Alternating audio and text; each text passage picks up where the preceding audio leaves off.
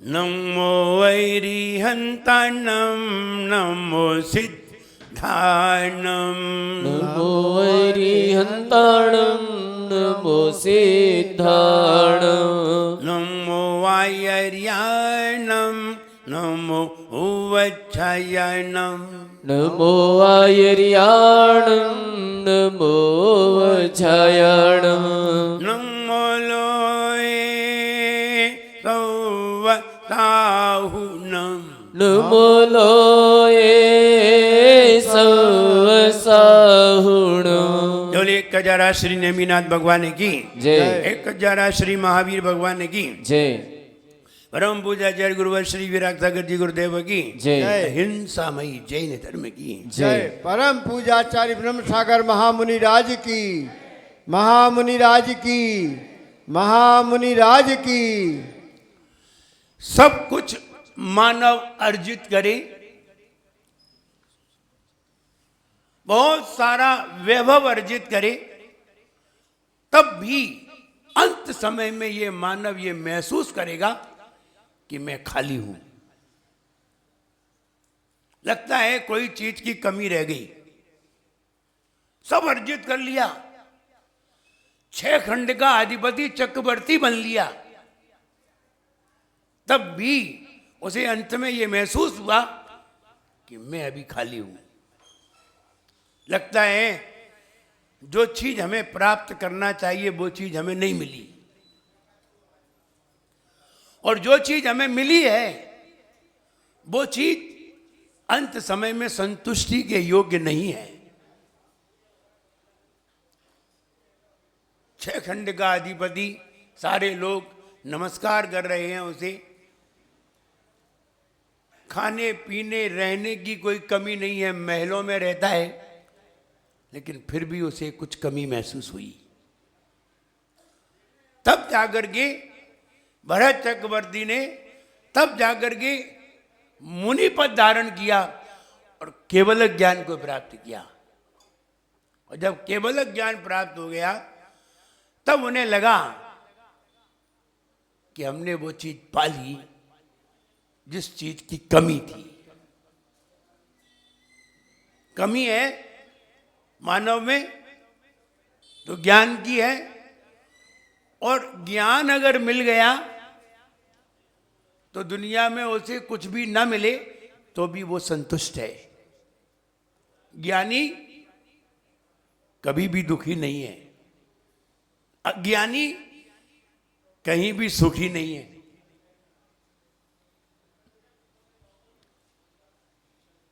इसलिए सबसे बड़ा सुख का कारण है तो ज्ञान है। साधन साधन नहीं, साधन बहुत हो जाए और ज्ञान ना हो तो संतुष्टि नहीं है। और ज्ञान हो, भले ही हम पैदल चल रहे हो नंगे पैर, तो भी आनंद है। इसलिए आचार्य कुंद कुंद भगवान ने लिखा, नानम नरस सारो। अगर मानव जीवन में कोई सार है तो वो ज्ञान है। आंखों का कोई सार है तो भगवान का दर्शन है। मन का कोई सार है तो गुणों का चिंतन है। जुबान का कोई सार है तो भगवान का गुणगान है। और कान का कोई सार है तो जिनेंद्र भगवान की वाणी का पान है। और अगर पूरे जीवन का कोई सार है तो वो ज्ञान है। पूरे जीवन का सार समझना है। नानम नरस्त सारो। यहां कोई एक चीज का सार नहीं है, पूरे जीवन का सार है, ज्ञान है। और वह ज्ञान पहले ही ज्ञान पर सारे ज्ञान डिपेंड करते हैं। अगर पहला ज्ञान मजबूत आ जाए तो ऊपर के सब मजबूत हो जाते हैं। मति ज्ञान विशेष हो जाए तो मना परिय ज्ञान हो जाता है, और शुद्ध ज्ञान विशेष हो जाए तो अवधि ज्ञान हो जाता है। शुद्ध ज्ञान जरा और अच्छा हो जाए तो अवधि ज्ञान पे ले जाता है, और मति ज्ञान बढ़िया हो जाए तो मना परिय ज्ञान पे ले जाता है, और ये दोनों ज्ञान बढ़िया हो जाए तो केवल ज्ञान पे ले जाता है।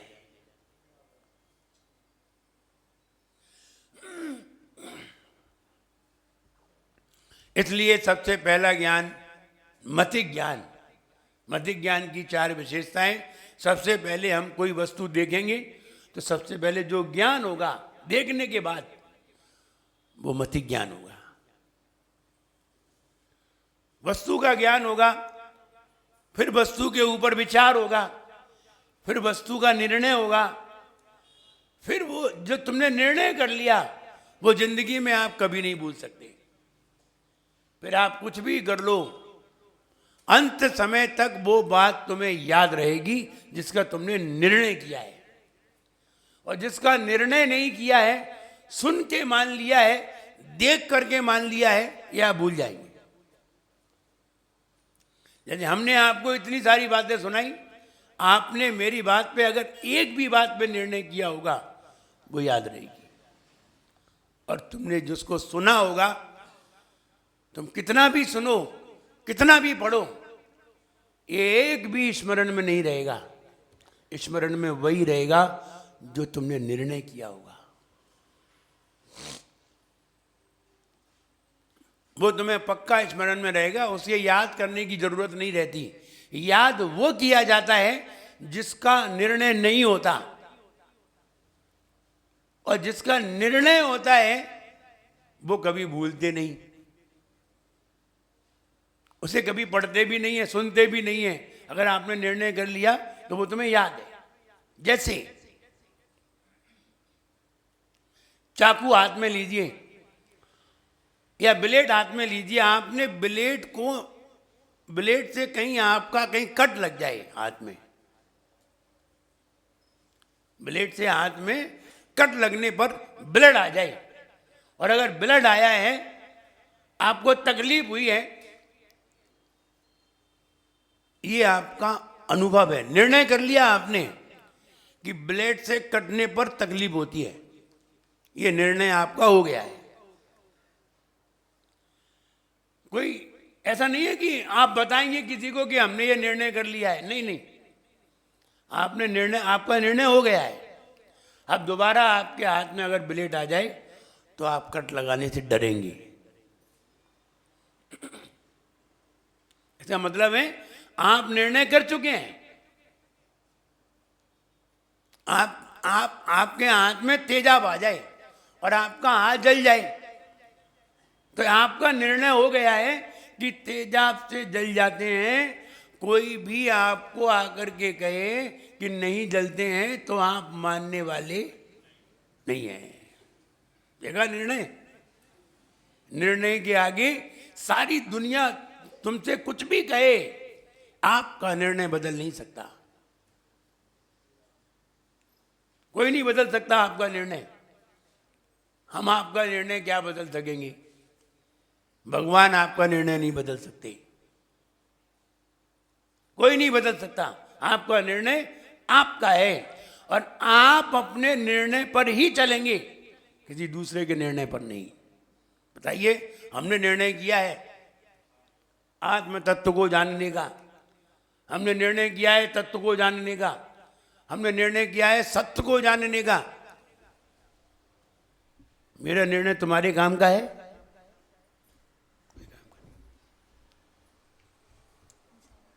बताइए, मेरे निर्णय से आप चल रहे हैं? नहीं, आप अपने निर्णय से चल रहे हैं, हम अपने निर्णय से। मेरा निर्णय तुम्हारे काम का नहीं है, और तुम्हारा निर्णय मेरे काम का नहीं है, किसी के भी काम का नहीं है, सिर्फ तुम्हारे काम का है। इसलिए अगर आपका निर्णय सही है तो आप सम्यक्त को प्राप्त करेंगे, और आपका निर्णय गलत है तो आप कभी भी सम्यक्त को प्राप्त नहीं कर सकेंगे। निर्णय कौन करता है? हम। किसके द्वारा करते हैं? ज्ञान के द्वारा। निर्णय ज्ञान के द्वारा होता है।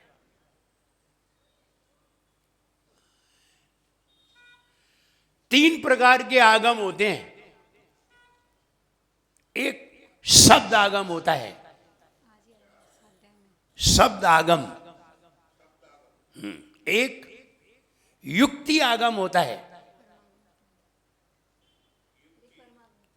और एक परमागम होता है। आगम तीन प्रकार के, परमागम, शब्दागम और युक्ति आगम।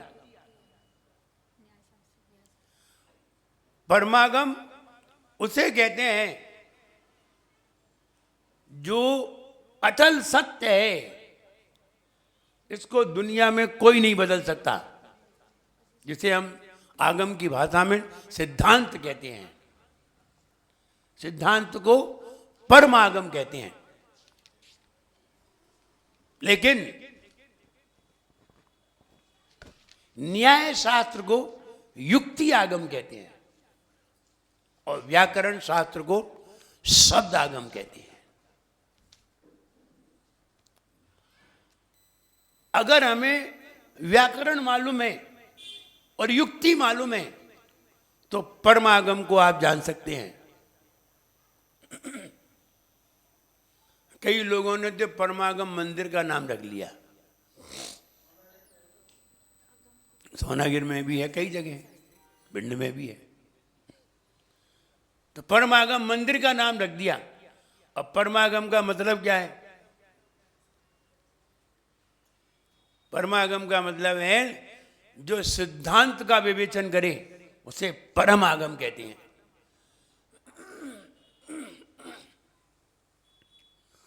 और जो व्याकरण की दृष्टि से शब्दों का व्याख्यान करे उसे शब्द आगम कहते हैं। युक्ति आगम तर्क आदि दे। तो हम निर्णय करते हैं तर्क के द्वारा। तर्क निर्णय करेगा।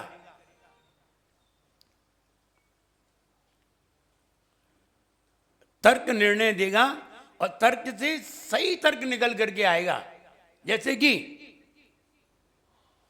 सुख किसे कहते हैं? परिभाषा निकालिए। सुख किसे कहते हैं?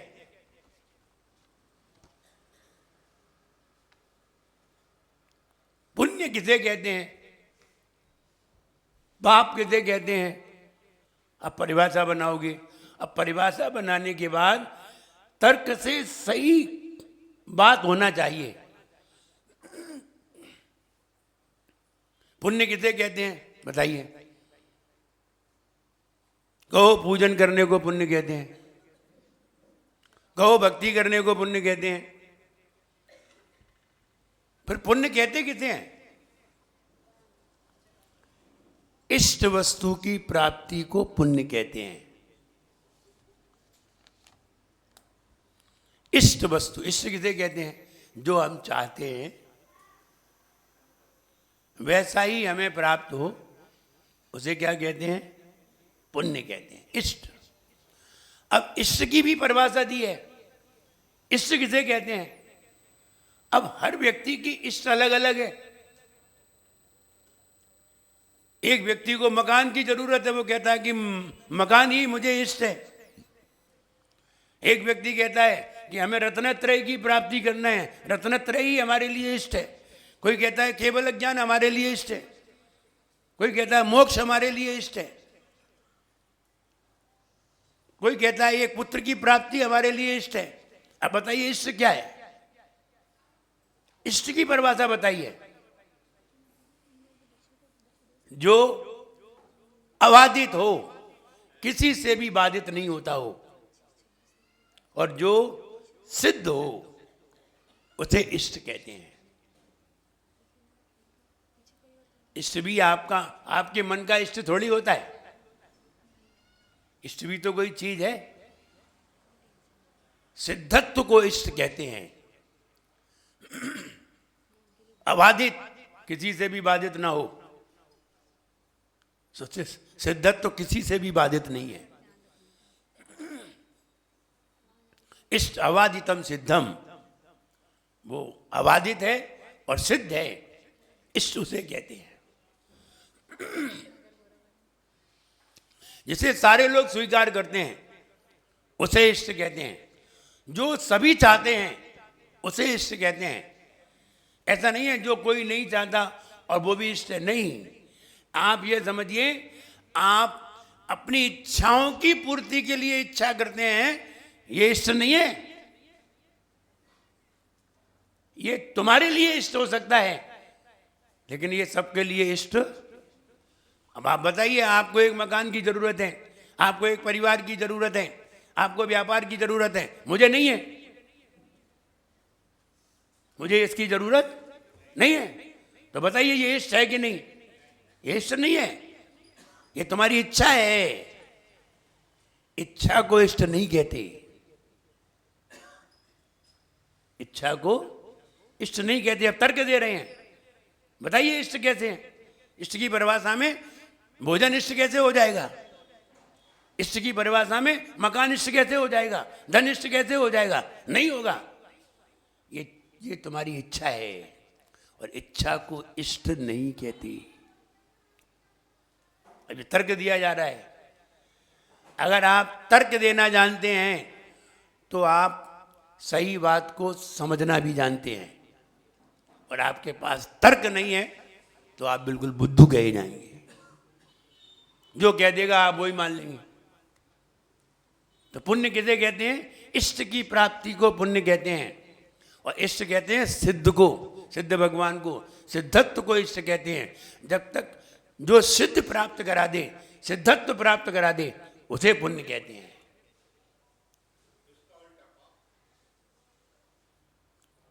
इष्ट का उल्टा वो तो अनिष्ट है। तो हम ये कहना चाहते हैं, तर्क ये सिद्ध करेगा। पुण्य किसे कहते हैं? इष्ट की प्राप्ति को पुण्य कहते हैं। सुख किसे कहते हैं? किसे कहते हैं सुख? कहो आराम को सुख कहते हैं? नहीं। कहो खाने को सुख कहते हैं? नहीं। कहो पहनने को, आराम से रहने को, इसको सुख कहते हैं? नहीं। सुख किसे कहते हैं? सुख की परिभाषा क्या है? जहां किसी तरह की कोई आकुलता ना हो, उसे सुख कहते हैं। तीसरी ढाल में पढ़िए, क्या ढाला में? सुख किसे कहते हैं? अब कहो खाने को सुख नहीं, पहनने को सुख नहीं, रहने को सुख नहीं, रखने को सुख, ये कोई सुख नहीं है। अपने आप समझ में आएगी। तो सुख कहते किसे हैं? जहां किसी तरह की, किसी प्रकार की कोई मन में आकुलता ना हो, उसे सुख कहते हैं। तूने भोजन किया, आकुलता और हो गई।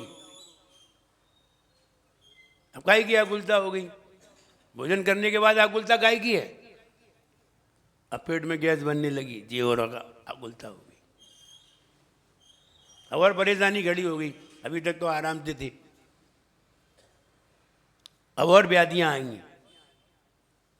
और तुम कह रहे कि भोजन करके आराम हो गया।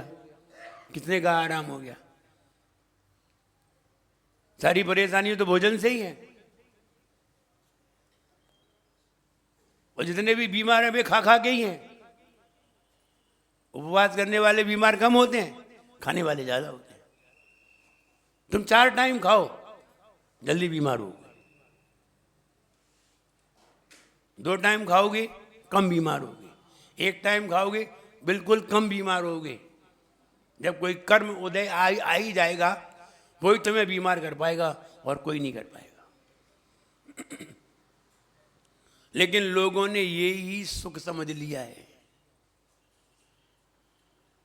भगवान की कृपा से हम सुखी हैं। कहाँ हो सुखी? कैसे सुखी हो? इंद्रिय सुखों को तुमने सुख मान लिया है, और इंद्रिय सुख सुख नहीं है।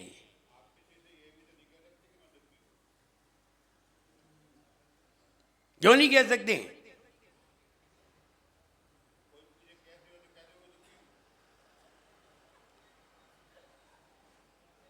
जो दुखी होगा वो ये कहेगा हाँ ये परेशानी है। और हमसे पूछे भगवान क्या परेशानी है, बोले बहुत बड़ी परेशानी है। बोले कौन सी परेशानी है, बोले आहार करने की, जो व्याधि है भोजन करने की व्याधि है। और यही वाला दुख है, ये वाला दुख खत्म करो तो भगवान कहते हैं केवल ज्ञान प्राप्त करो। केवल ज्ञान होगा तो ये अपने आप खत्म हो जाएगी, वो भी कहते हैं। तो कहने का मतलब ये है कि आखिरकार हम सुख की परिभाषा निकालेंगे तो कहाँ से निकालेंगे?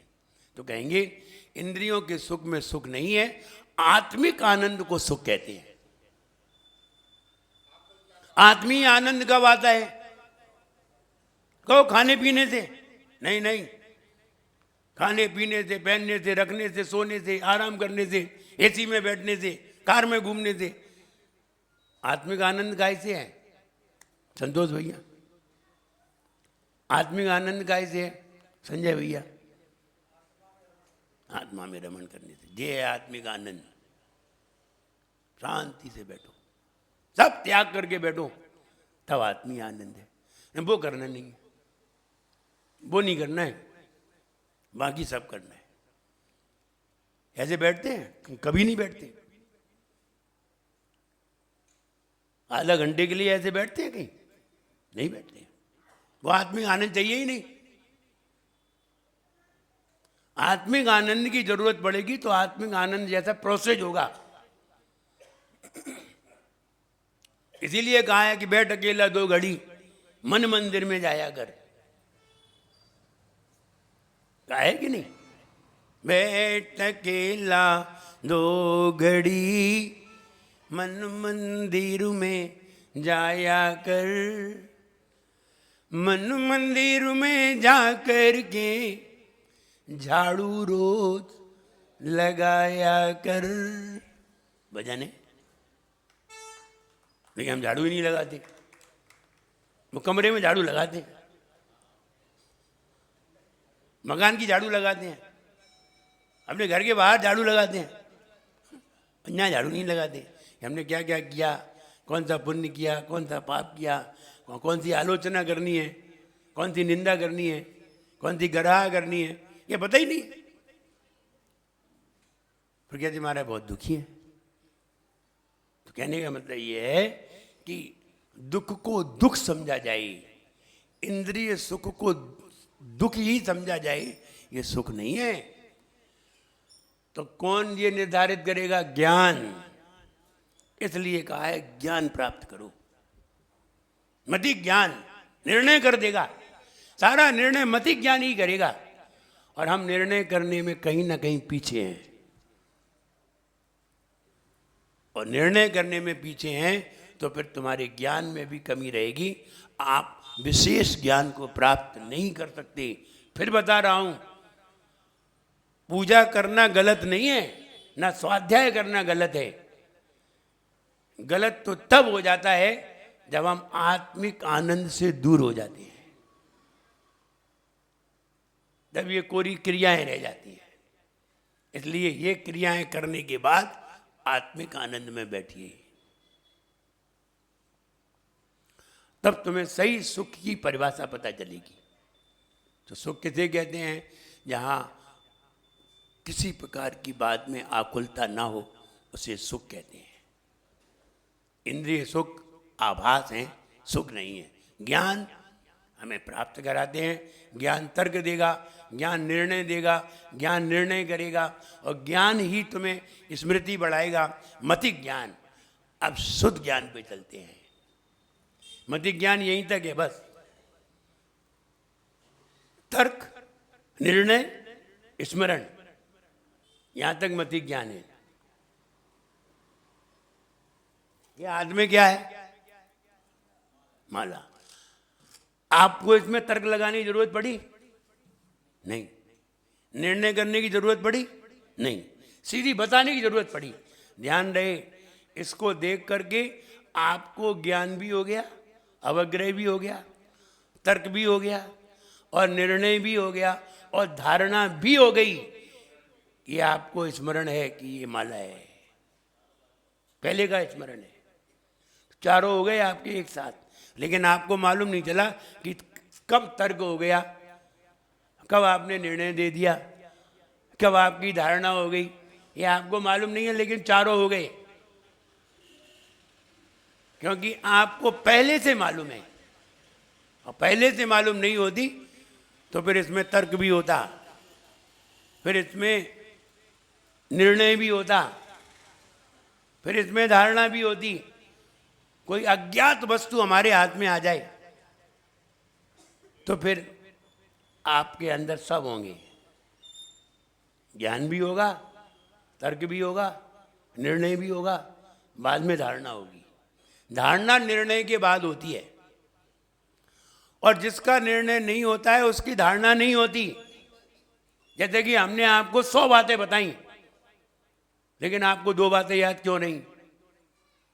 2 बातों पे आपने निर्णय दे दिया, 2 बातों का आपने निर्णय कर लिया, 2 बातों पे आपने विशेष विचार करके निर्णायक बन गए, इसलिए 2 बातें याद हैं, 98 बातें गायब। और ऐसा ही होता है, हम सुनते 100 हैं और याद 2 रह जाती है। इसका कारण जिसका हमने निर्णय कर दिया वो याद है, जिसका निर्णय नहीं कर पाया वो याद नहीं रहती। इसलिए मानव जीवन का सार क्या है? मानव जीवन का सार क्या है? आंख का सार क्या है? भगवान का दर्शन। जवान का सार क्या है? भगवान का गुणगान। जीवन का सार क्या है? मनुष्य जीवन का सार क्या है? अभी बताया था हमने, नानम नरस्थ सारो, ज्ञान ही नर जीवन का सार है। देखा, याद नहीं रहा। हम ये कहें, याद कौन सी चीज रहेगी जिसका हम निर्णय कर लेंगे, और जिसका निर्णय नहीं करेंगे वो हम 6 बार सुनाएंगे तो भी याद नहीं रहेगी। निर्णय वाल, क्योंकि निर्णय के बाद ही तो स्मरण आएगा। धारणा अवग्रह अवाय धारणा, अवग्रह या अवाय धारणा, तो धारणा तो बाद में आएगी, पहले निर्णय होगा। तो निर्णय किया नहीं, धारणा रहेगी नहीं, मेमोरी खाली रहेगी। जो निर्णय ज्यादा कर लेते हैं हर चीज के ऊपर, उनकी धारणा भर जाती है, फिर उनको हर चीज याद हो जाती है, हर चीज याद रहती है। जिनका निर्णय हो जाता है वे चीजें याद रहती हैं, और जिनका निर्णय नहीं होता है वे सुनते हैं, इधर से सुनी इधर से गई, खत्म, आगे वो याद नहीं रहती। इसलिए निर्णय करने के लिए ज्ञान की जरूरत है, और निर्णय करने के लिए मतिक ज्ञान की जरूरत है। फिर मतिक ज्ञान स्मरण के बाद शुद्ध ज्ञान पर जाता है। शुद्ध ज्ञान पर जाने पर विशेषता प्राप्त होती है। आपने आटे को गूंथा, और आटे को गूंथ करके रोटी बनाई, पराठा बनाया। अब देखिए शुद्ध ज्ञान प्रारंभ होता है। अब शुद्ध ज्ञान पराठे से भी कुछ और बना सकता है। अब बताइए पराठे से क्या क्या बन सकता है? पराठे से और कुछ बन सकता है कि नहीं? क्या क्या बन सकता है? पराठे को चूरा बना दो तो पोहा बन जाता है। मतलब बना कि नहीं? ये शुद्ध ज्ञान है। ये क्या है? शुद्ध ज्ञान। वस्तु प्राप्त हो गई, अब वस्तु से क्या क्या और आगे बन सकता है, ये शुद्ध ज्ञान है। आम मिल गया, एक आम आपको मिल गया। अब आम मिलना तो मतिक ज्ञान तक हो गया। अब शुद्ध ज्ञान पे जाइए। अब आम से तुम क्या क्या निर्मित कर सकते हो? आम से जूस बना सकते हो, आम का शेक बना सकते हो, आम से आम पापड़ बना सकते हो, आम से और कुछ भी बना सकते हो। और क्या क्या बनता होगा हमें नहीं मालूम, 2-3 चीजें मालूम है। इतना ही शुद्ध ज्ञान है। लेकिन आम से बहुत सारी चीजें बन सकती हैं। तो जी एक वस्तु से कई वस्तुओं का निर्माण करना शुद्ध ज्ञान है। एक वस्तु से कई वस्तुओं का निर्माण करना शुद्ध ज्ञान है। और वस्तु को अच्छी तरह जानना मति ज्ञान है। ऐसे ही हमने छोटी सी बात को सुना, छोटी सी बात को सुन करके, जैसे कि एग्जाम में एक निबंध आया, शुद्ध का मतलब सुनना भी होता है, लेकिन यहां शुद्ध का मतलब सुनना नहीं है। यहां शुद्ध का मतलब शुद्ध मनिंद्रियस्य, अनिंद्रिय माने मन, मन से जितना भी विस्तार किया जाएगा वो शुद्ध ज्ञान है। शुद्ध ज्ञान अलग बात है और सुनना अलग बात है। शुद्ध माने सुनना भी होता है, लेकिन यहां शुद्ध ज्ञान की बात है।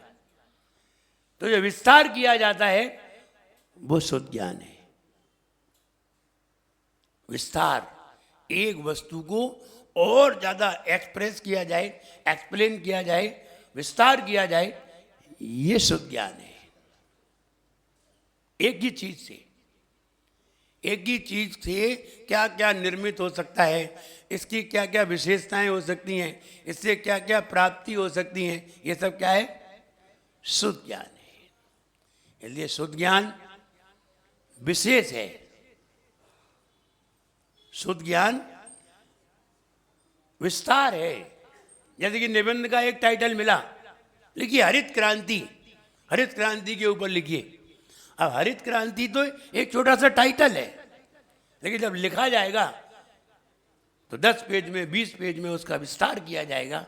इसे कहते हैं शुद्ध ज्ञान। मति ज्ञान टाइटल तक है, शुद्ध ज्ञान निबंध। अब शुद्ध ज्ञान का विस्तार करो। जैसे कि स्वामी विवेकानंद जब अमेरिका पहुंचे तो अमेरिका वालों ने, स्वामी विवेकानंद हिंदुस्तान से पहुंचे तो उन्होंने उनके सामने एक बोर्ड पर शून्य बना दिया। अब उन्होंने तो शून्य बनाया और उन्होंने 3 दिन तक उसका व्याख्यान किया। यह है शुद्ध ज्ञान। महिलाओं में शुद्ध ज्ञान बहुत होता है।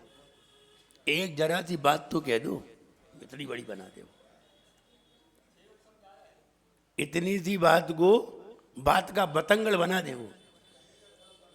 हाँ, ये महिलाओं का ज्ञान है। तुम एक बात कह के तो देखो 50 सुना दे। ये शुद्ध ज्ञान है।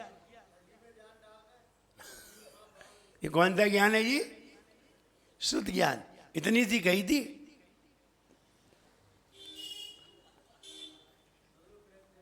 इसी को शुद्ध ज्ञान कहते हैं। जरा सी बात आए और वो उसकी बात को बढ़ा चढ़ा के कहा जाए, इसी का नाम शुद्ध ज्ञान है। किसी की प्रशंसा की जाए, थोड़ी सी करनी थी बहुत सारी की जाए, यही शुद्ध ज्ञान है। भगवान का गुणगान है, जरा सा गाया और जरा सा गाया और विस्तार इतना सारा हो गया। जैसे कि हमने शुद्ध ज्ञान को एक शब्द उठाया, शुद्ध ज्ञान, विशेषता हम बता रहे हैं। ये कौन सा ज्ञान है? शुद्ध ज्ञान है। जितना ज्यादा शुद्ध ज्ञान होगा उतना ही विस्तार बहुत अच्छी तरह किया जा सकेगा। इसलिए शुद्ध ज्ञान मति ज्ञान का विस्तार है। ये शुद्ध ज्ञान पहले गुणस्थान से लेकर के 12वें गुणस्थान तक होता है। मति ज्ञान,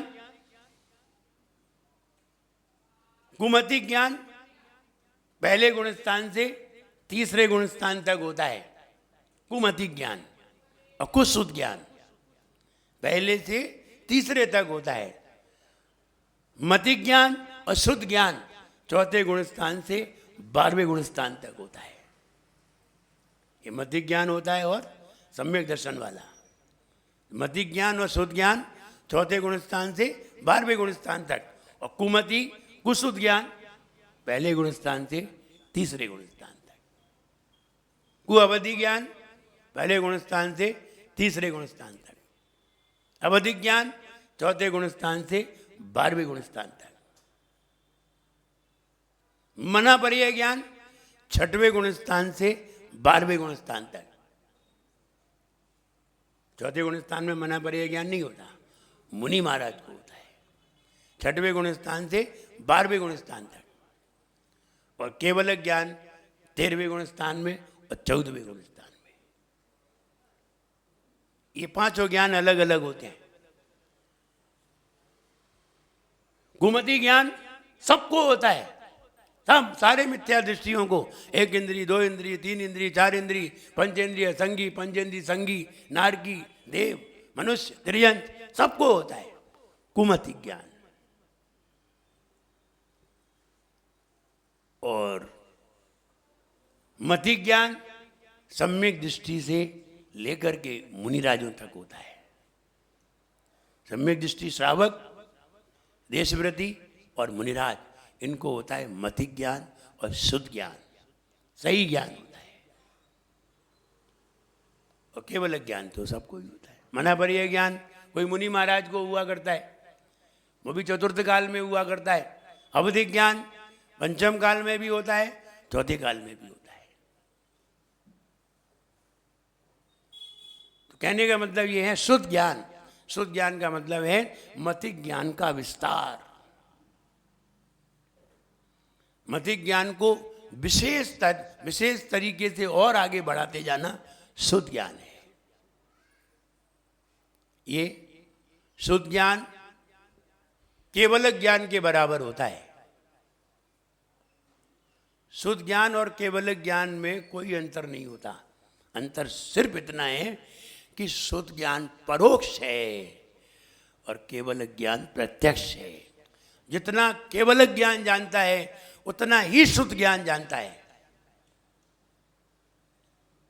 जितना केवल ज्ञान जानता है उतना ही शुद्ध ज्ञान जानता है।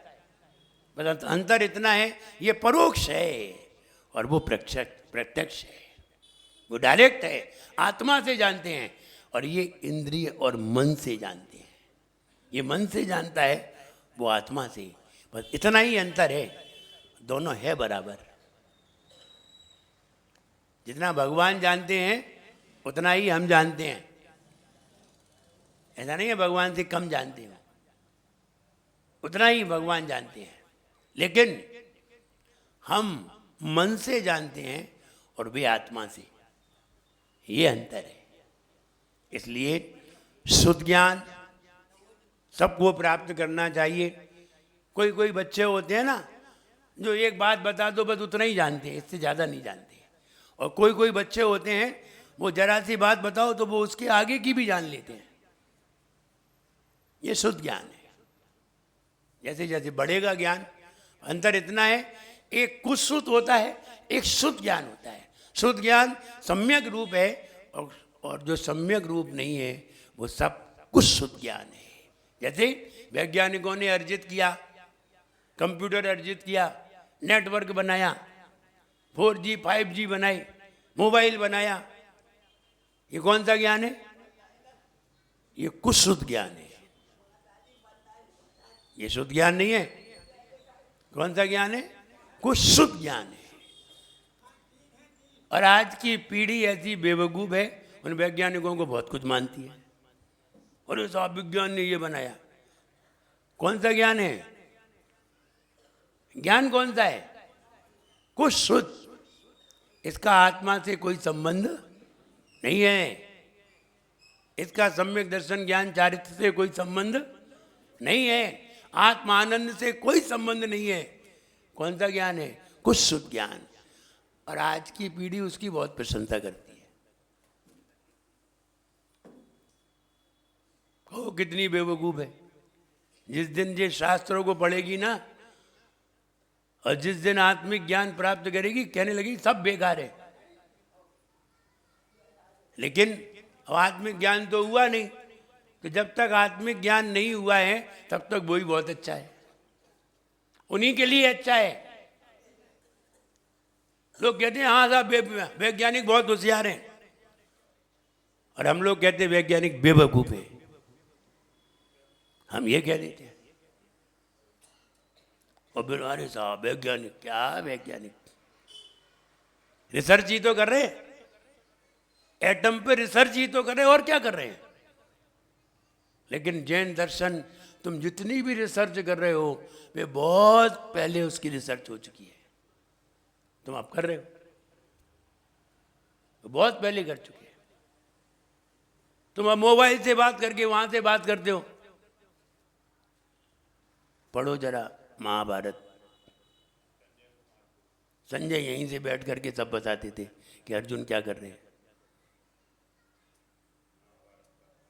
वे आंख बंद करके बताते थे, तुम तो मोबाइल से कर रहे हो, तुम तो सिम लगा के कर रहे हो, तुम तो पैसा खर्च करके कर रहे हो। वो तो आज आंख बंद करके बता देते थे युद्ध में ये हो रहा है। और वो बताते थे, अवधिक ज्ञानी मुनि महाराज बता देते थे, मना पर्याय ज्ञानी मुनि महाराज बता देते थे, और केवल ज्ञानी तो सब बता देते थे। बताओ कौन सा नेटवर्क था? कहो वैज्ञानिक बढ़िया थे, ये महावैज्ञानिक बढ़िया है। इसलिए भगवान महावीर को साइंटिस्ट नहीं कहा, सुपर साइंटिस्ट कहा है। ये सारी दुनिया जानती थी, चाहे किसी की बताते थे। तो कहने का मतलब ये है कि आज की पीढ़ी जरा से इलेक्ट्रॉनिक प्रोडक्शन के ऊपर पागल है और कहती वैज्ञानिक बहुत ऊंचे हैं। और हम क्या कहते हैं? वैज्ञानिक बेवकूफ है, इसमें लगे हैं। अरे इतना अगर आत्मिक ध्यान में लगते तो हो सकता था कि भगवान के दर्शन हो जाते, क्योंकि वैज्ञानिक भी तो पागल की तरह लगते हैं। और अगर आत्मिक ध्यान में यूं बैठ के पागल हो जाते ना, तो वो चीज पा लेते जो दुनिया में किसी ने नहीं पाई। तो कहो हम उन्हें चतुर कहें कि नहीं? कहाँ से चतुर कहें? लेकिन आज की पीढ़ी उस पर पागल है। शुद्ध ज्ञान बहुत ऊंची चीज है। शुद्ध ज्ञान केवल ज्ञान के बराबर है। इसलिए वो शुद्ध ज्ञान जब हम मति ज्ञान को प्राप्त कर लेते हैं, स्मरण शक्ति हमारी तैयार हो जाती है, निर्णय तैयार हो जाता है, फिर हम उसका विस्तार करते हैं, विशेषता से बताते हैं। इसे ही शुद्ध ज्ञान कहते हैं और कुछ नहीं, इसे ही शुद्ध ज्ञान कहते हैं। पहले के वैद्य जी नाड़ी पे हाथ रखते थे, पूरा ऊपर से नीचे तक बता देते थे क्या गड़बड़ी है। आज के डॉक्टर सिवाय बेवकूफी के कुछ नहीं है डॉक्टरों के पास। अब हम ही टेस्ट करा लेंगे, फिर तुम क्या करोगे बताओ आप? और तुम दवाई लिखना जानते हो तो इतने ही डॉक्टर हो, यही कर पाया अभी तक तुमने। इसे तो वैद्य जी बढ़िया थे, वे यूं हाथ रखते थे, हाल बताते थे, वात गड़बड़ है, पित्त गड़बड़ है, कब गड़बड़ है, कौन सी दवाई दी जाए, और नेचुरल ठीक करते थे। आज मेडिसिन की दवाई खाओ, दूसरे इफेक्ट तैयार हो जाते हैं। एक ठीक होता है, 4 तैयार हो जाते हैं। अब तो जिंदगी भर बीमारी बने रहोगे। ये वैज्ञानिकों की देन है, और तुम उन्हें अच्छा बता रहे हो। नहीं, अब वैज्ञानिकों ने किया क्या है? आयुर्वेदिक चीज का ही एसेंस मिला करके सामने रख दिया है। कह रहे हम साहब वैज्ञानिक है। वही अजवाइन का सत, वही कपूर, वही पेपरमेंट, वही विक्स में मिलाया और कह दिया हाँ साहब विक्स बना दी। गरी के तेल में मिला दी और उल्लू बना रहे। वही अमृत धारा लगाते बढ़िया नेचुरल, तो ठीक हो जाते। लेकिन आज की पीढ़ी भी तो पागल है, वो नेचुरल ठीक नहीं होना चाहती। तो कहने का मतलब ये है कि शुद्ध ज्ञान सही ज्ञान है, गलत ज्ञान नहीं है, बिल्कुल सही ज्ञान है। पहले के वैद्य जी थे, यूं हाथ रखते थे, उन्होंने एक बीमारी ढूंढी, वो 6 बता देते थे। इसके साथ ये भी है। और आज के डॉक्टर भी कहेंगे ये वाला टेस्ट और कराओ, सबने टेस्ट कराओ तब बताएंगे।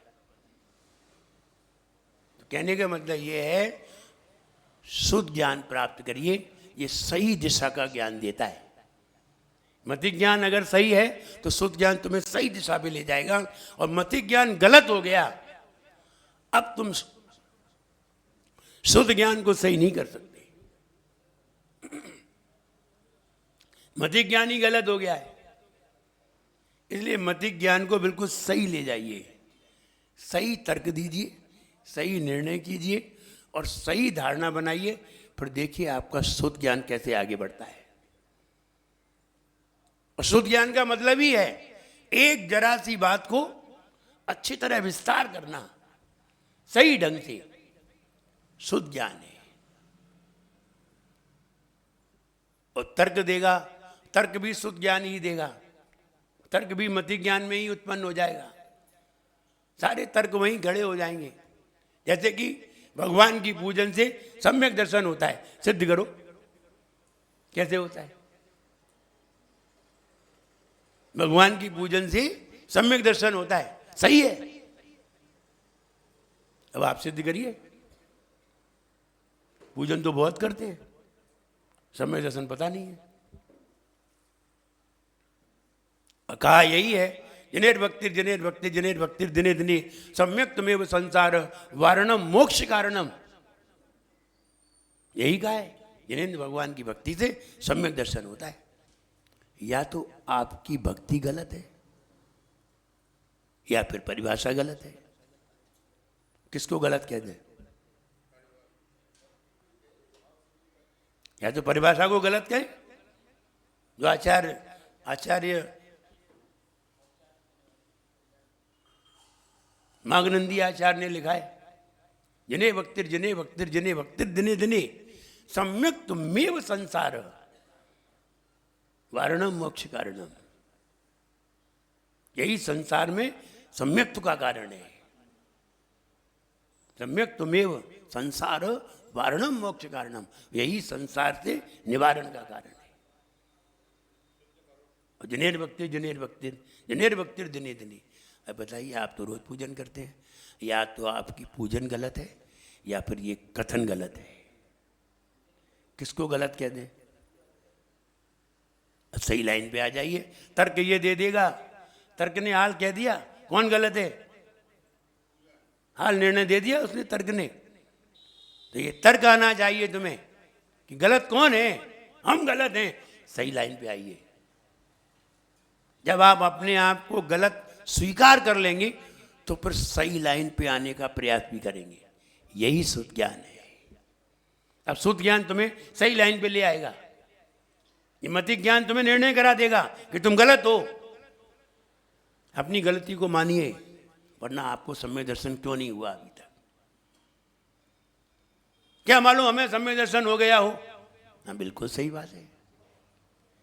सम्यक दृष्टि के लक्षण तो देखो, वो आपके अंदर हैं कि नहीं। सम्यक दर्शन के लक्षण तो देख लीजिए, वो आपके अंदर आ जाएंगे। इससे पता चल जाएगा कि आपके अंदर सम्यक दर्शन है। वो लक्षण में अगर वो लक्षण नहीं हुए, निसंकेत निकांक्षित निर्विचिकित्सा उपगुहन स्थितिकरण वात्सल्य प्रभावना है कि नहीं, सारे खोज करो। निसंकेत पे ही लुढ़क जाओगे, निष्कांक्षित तो बाद में आएगा। तो निसंकेत अंग की परिभाषा देखिए, तलवार की धार के समान होता है निसंकेत अंग। तलवार की धार के समान, टूट जाए लेकिन झुके नहीं, गलत ना हो। ऐसा निर्णय मेरे अंदर है कि नहीं, खोज लो। पूजन तो बहुत कर ली, एक बार निर्णय और कर लो बस।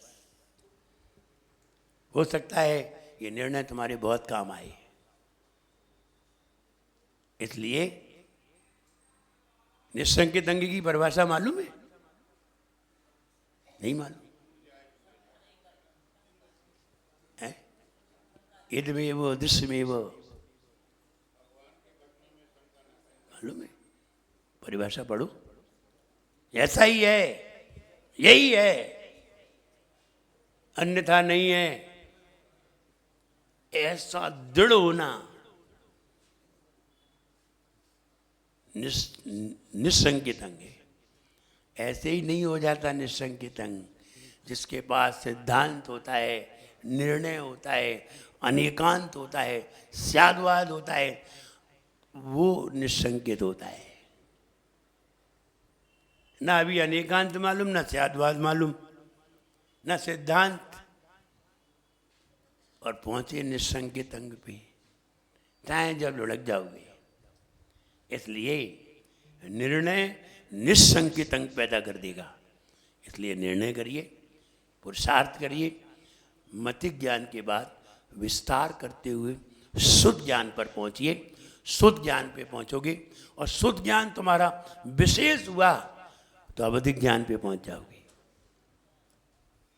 और मतिक ज्ञान विशेष हो गया तो मना पर्याय ज्ञान पे पहुंच जाओगे।